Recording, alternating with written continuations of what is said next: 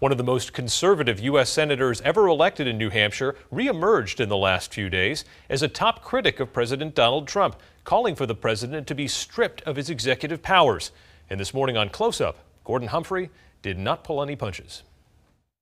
I think the man, frankly, suffers from mental illness. I think he is unfit to be president. Former Republican U.S. Senator Gordon Humphrey isn't backing down from his withering criticism of President Donald Trump, who he fears is putting the U.S. on a course toward nuclear war with North Korea. This man is dangerous to our safety.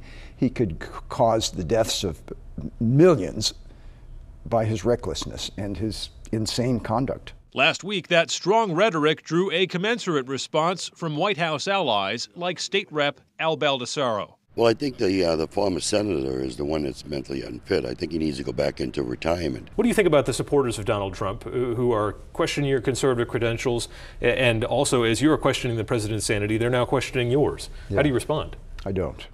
Humphrey, who is calling for the president to be declared incapacitated by a panel of doctors and stripped of his powers under the 25th Amendment, says he won't be rejoining the Republican Party until Trump is gone. I think the Republican Party is lost.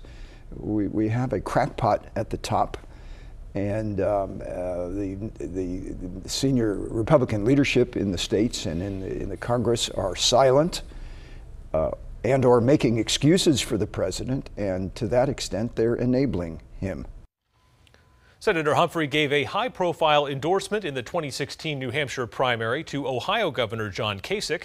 He says he'd like to see the governor run again in 2020.